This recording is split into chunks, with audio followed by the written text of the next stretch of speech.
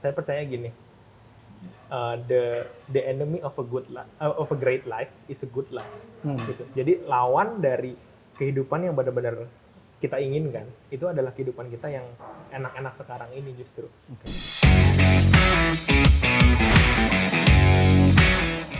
Halo, selamat pagi semuanya. Ketemu lagi dengan saya Krisna di sini.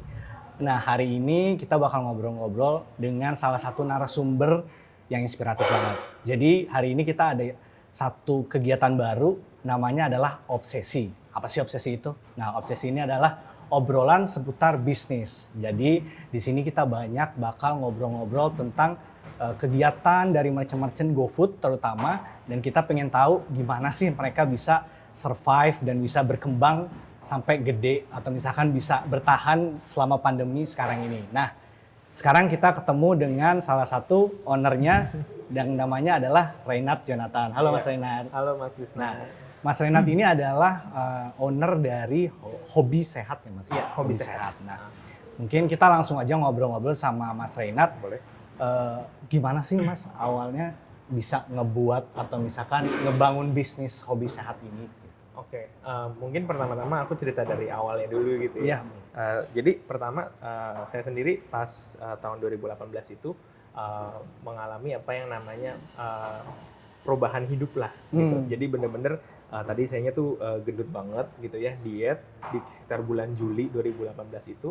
Lalu sekitar 4 bulan saya turun 20 kilo gitu, bener-bener jadi beda banget. Terus teman-teman semua banyak yang kaget dan nanya-nanya gitu kan, gimana caranya aku bisa turun kayak gitu cepet banget, prosesnya olahraga nggak, makannya apa aja gitu kan. Terus saya bilang masak sendiri kebanyakan, karena dulu pengalaman kuliah di luar masak sendiri kan, biasa apa-apa gitu kan. Jadi bener-bener udah terbiasa masak sendiri. Terus mungkin bisa lah ya dikit-dikit basic. Jadi emang udah ada ya. Apa passionnya dikit-dikit adalah gitu ya? Kebetulan mamaku juga dulu ini sih punya usaha catering, tapi pas dulu di Bandung. Gitu. Nah terus pas udah pindah balik ke Jakarta lagi, saya pribadi kayak masak itu terus turun 20 kilo. Terus teman-teman pada nanyain, mau dong caranya kayak gitu juga gitu kilo. kan.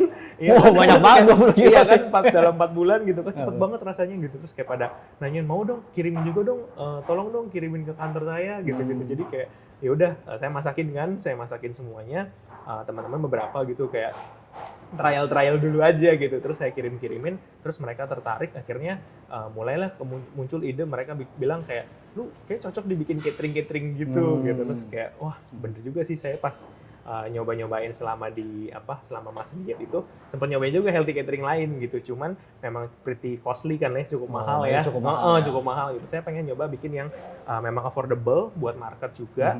Karena saya terinspirasi kan ngeliatin teman-teman banyak yang mau hidup sehat tapi nggak bisa makan sehat karena mahal gitu. Nggak cukup duitnya lah gitu kan. Padahal kan nggak harus mahal. Makanan sehat emang agak mahal sebenarnya. Sebetulnya bahan-bahannya agak lebih premium iya gitu. Cuman maksudnya tapi kayaknya harganya nggak harusnya setinggi itu juga lah gitu. Saya mikirnya sih gitu. Jadi makanya saya cari coba-coba supaya dapat harga yang affordable buat market dan bisa ngebantu banyak orang. Terus waktu bikin pertama kali bisnis Hobi Sehat ini, gimana sih Mas ceritanya? Ada nggak sih kayak suka dukanya? Pasti kan saya tahu banget kalau misalkan kita lagi bikin bisnis itu pasti ada yang namanya berantakan sana sini lah segala macam. Nah itu apa aja sih Mas yang waktu itu pertama kali? Oke, kalau mungkin pas awal membangun ya gitu ya. Awal membangun itu pastinya secara pengalaman itu nol, bener-bener zero experience, nggak ngerti sama sekali gitu kan.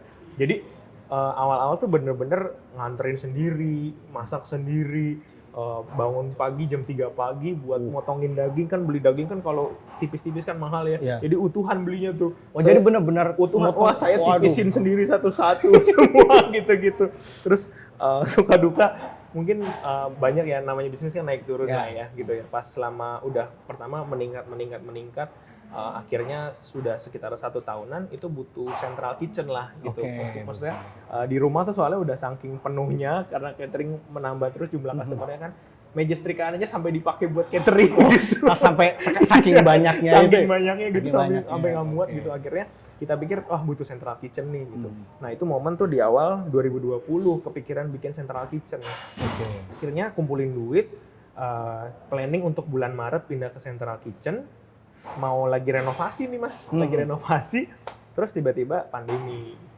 Gitu iya, itu kena Maret banget 2020 pasti ya, kan 2020 tuh, ya. itu customer bener-bener dari yang tadinya puluhan tuh, tiba-tiba catering saya stop dulu ya.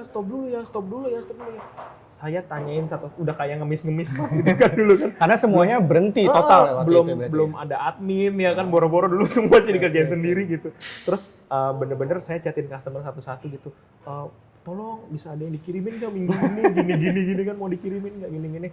Bener-bener nggak ada sama sekali, mohon maaf banget, saya takut kena virus katanya gitu. Jadi bener-bener diberhentiin gitu. Jadi bener-bener dari perputaran cash flow tadinya lancar ya semua gini, tiba-tiba berhentinya bener-bener mandek gitu. Akhirnya saya putusin berhenti dulu deh, emang tutup dulu deh 3 bulan kayaknya. 3 bulan. Karena kan demi safety customer sama demi safety karyawan juga ya gitu kan. Karyawan kan kalau harus kebetulan karyawan saya rumahnya pada Tangerang gitu kan. Jadi kalau harus travel ke Jakarta kan mesti naik lumayan kereta ya, jauh gitu. Jadi kan kayak kasihan juga gitu. Nah, di situ ya biarpun karyawan dirumahin tapi kan operasional tetap jalan ya. Masa mereka nggak makan kan nggak mungkin gitu. Jadi saya sendiri nggak gajian gitu, yang ada malah expense keluar dulu terus tiap 3 bulan. Akhirnya pas 3 bulan itulah saya puter otak banget tuh. Jadi nyari-nyari gimana caranya buat survive. Itu saya join semua jenis namanya webinar, namanya seminar-seminar. Webinar, ya. berarti ikutan webinar GoFood juga ikutan? Ikutan. Ayo teman-teman yang belum ikutan webinar, ikutan sekarang. Gitu. Padahal waktu itu belum jadi merchant tuh.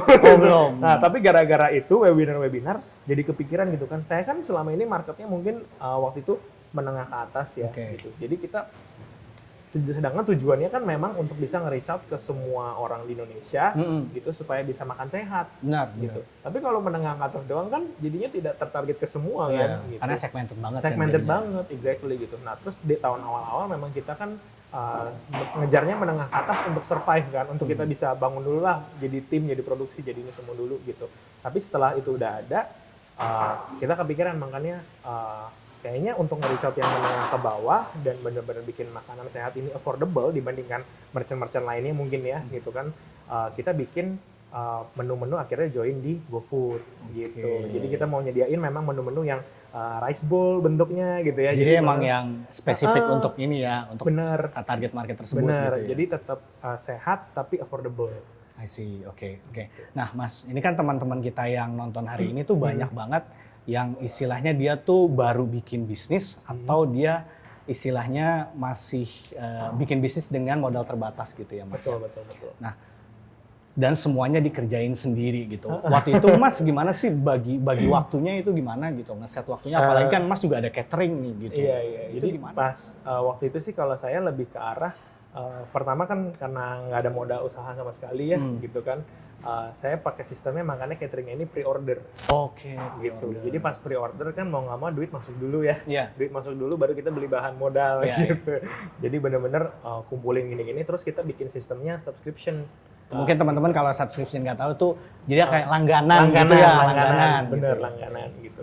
Nah, terus dari situ kita lebih ke arah bagi budgetnya iya, bagi waktunya juga iya. Kalau saya dulu memang karena baru merintis banget ya, bangun jam 3 pagi gitu ya. Bangun jam 3 pagi, motongin sapi sendiri semua sampai ke produksi itu selesai sekitar jam 8 pagi lah, waktu itu jam 8 pagi, 9 pagi, dikirim, pengiriman. Nah, waktu itu baru mulai pakai ada beberapa kurir lah bantuin kita gitu, bantuin untuk kirimin ke seluruh Jakarta.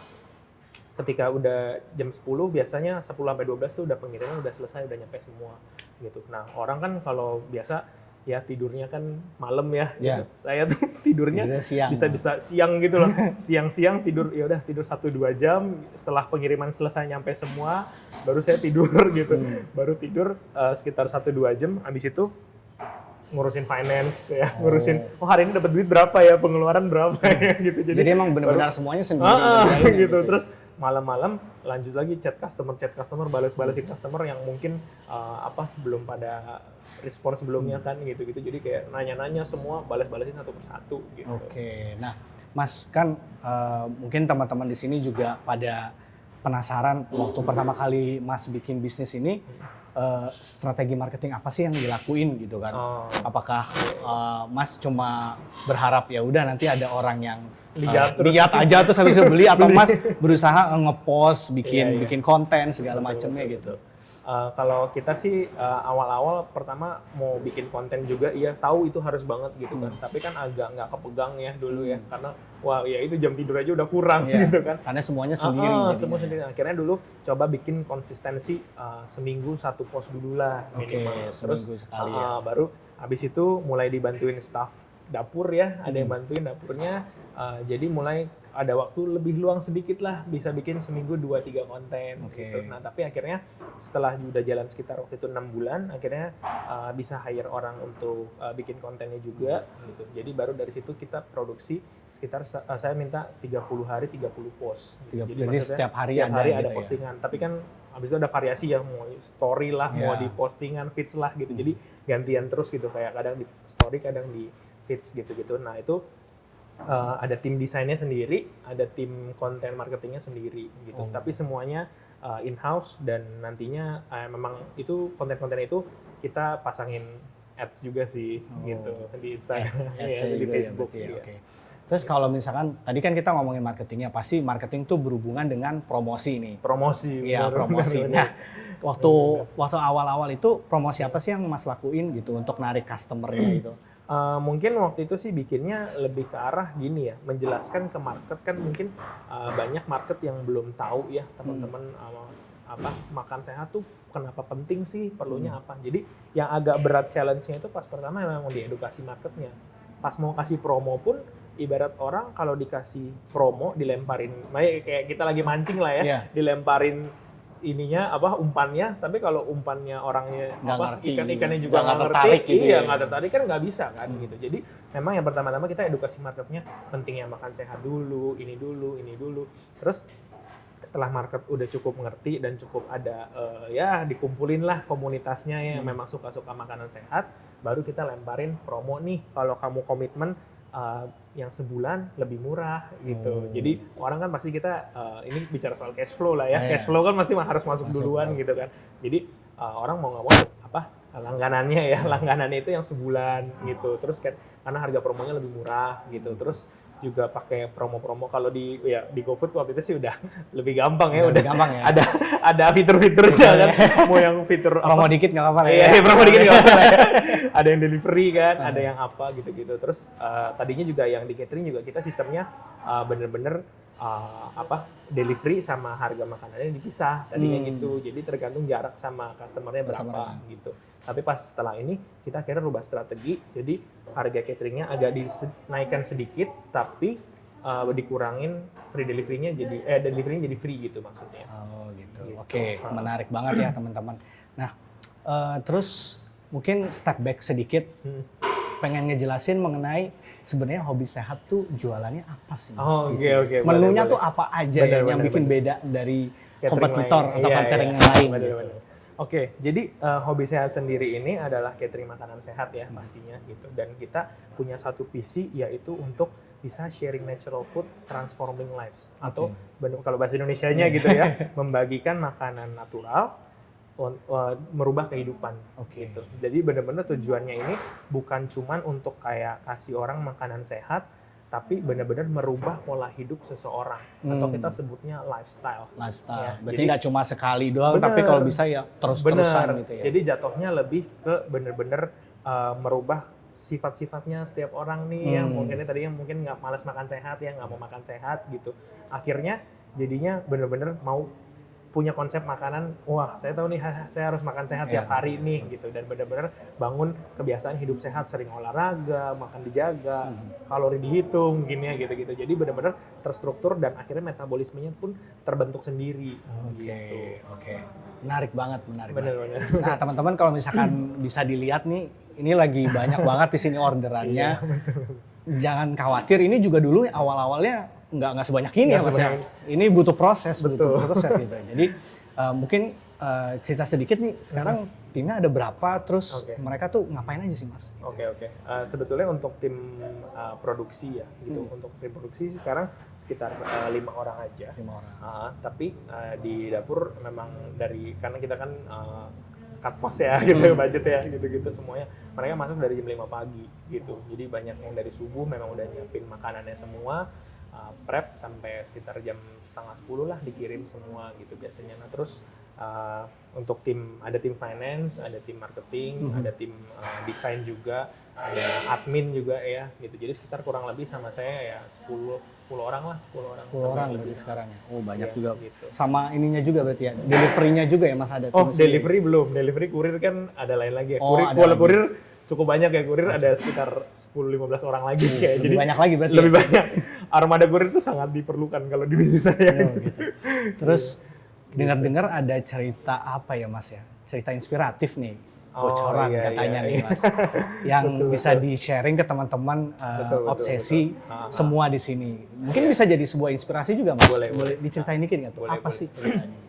Jadi kalau bisa dibilang kan kayak tadi mungkin lanjutin yang tadi ya gitu, kayak namanya karena kita kena pandemi kan semuanya berat ya, naik turun gitu kan. Terus terutama bicara soal kepercayaan customer kepada kita sebagai merchant atau sebagai penyedia jasanya kita lah gitu. Nah itu tuh paling hit ke saya itu, paling kena itu ketika virus yang corona yang delta. Ya itu ya, itu sangat-sangat ngerubah lah, maksudnya banyak banget. Tadinya kita tuh selama pandemi kan agak sulit ya untuk dapat customer juga gitu ya, maksudnya terbatas segini aja gitu. Dulu mungkin pas pindah ke Central Kitchen mindsetnya pikirin mau mungkin pengen 100 box sehari gitu kan, semua gini-gini. Tapi ternyata kenyataan waktu itu tidak tercapai lah gitu. Sampai pas kena delta itu ada beberapa customer yang bener-bener karena butuh makan sehat, butuh cepat sembuh dari COVID gitu kan. Kan ada CT-nya itu ya. Iya. Nah, itu kita sediakan akhirnya bikin paket isoman. Oh, gitu. jadi sebenarnya tuh ada Bener-bener. berkahnya juga ya? Ada kalau berkahnya pas COVID juga. ini untuk makanan sehat Mas betul, ini. betul. Karena kebetulan memang kita sediakan paket isoman itu bukan cuman untuk dalam bentuk keuntungan ya, gitu, tapi dalam bentuk sebagai pelayanan juga lah gitu. Kita memang pengen jadinya bisa menjadi saluran berkat gitu ya, berkah untuk orang-orang yang sakit ya, kita bisa bantu untuk supaya prosesnya cepat sembuh gitu. Nah kebetulan kita dapat salah satu customer yang beliin catering ini untuk ibunya.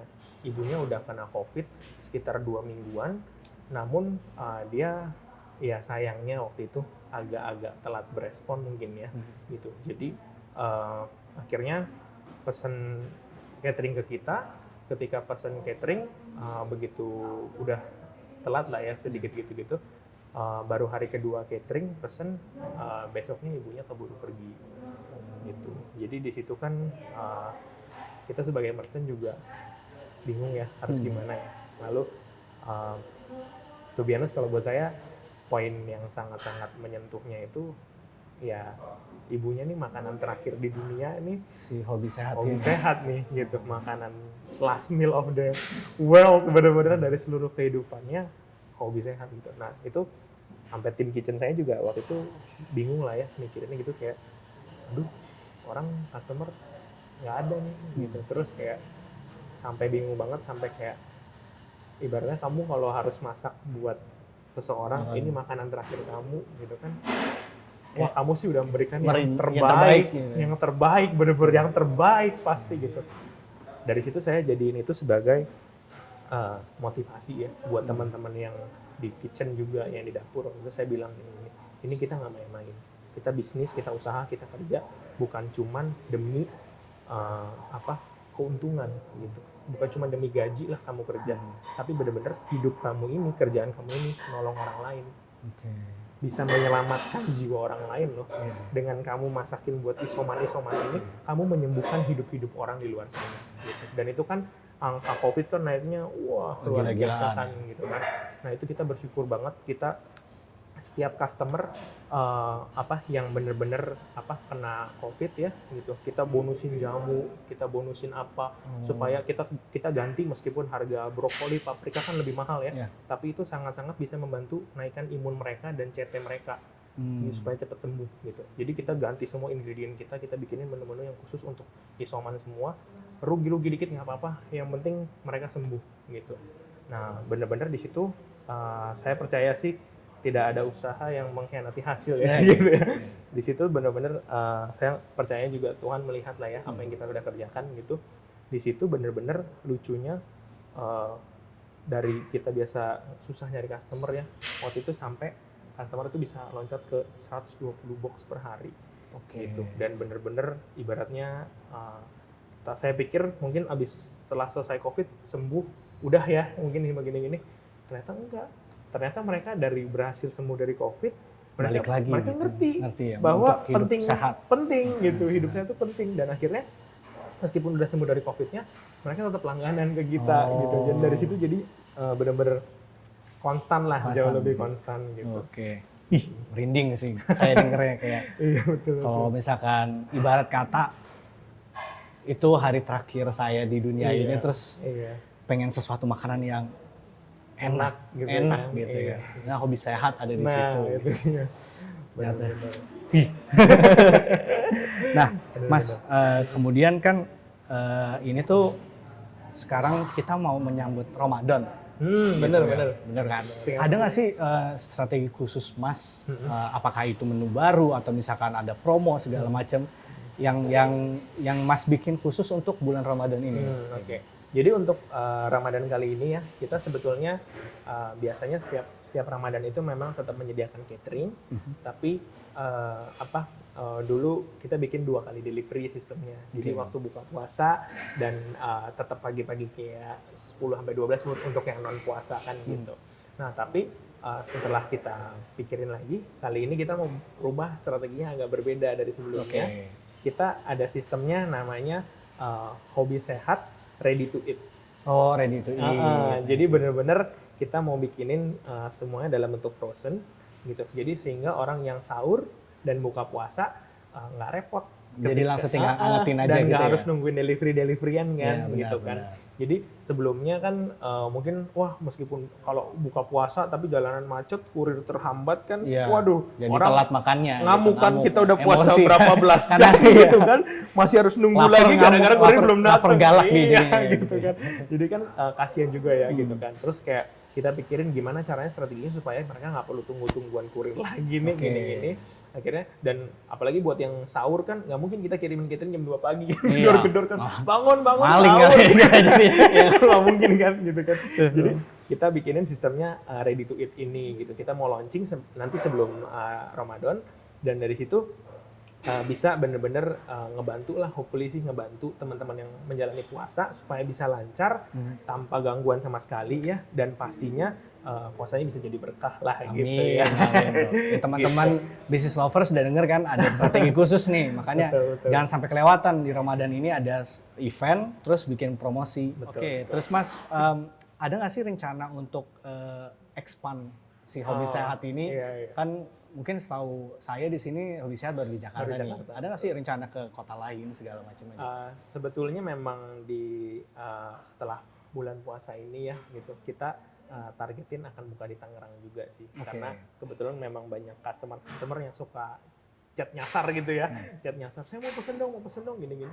Tiba-tiba rumahnya di Alam Sutra, jauh di banget BSD. gitu ya. Waduh, yang kita pengiriman ke sana aja bisa 1,5 jam kan gini kan, kayak agak berat juga gitu kan gini. Jadi Tangerang itu pertama gitu. Terus kemudian kebetulan saya lahir di Bandung ya. Orang gitu.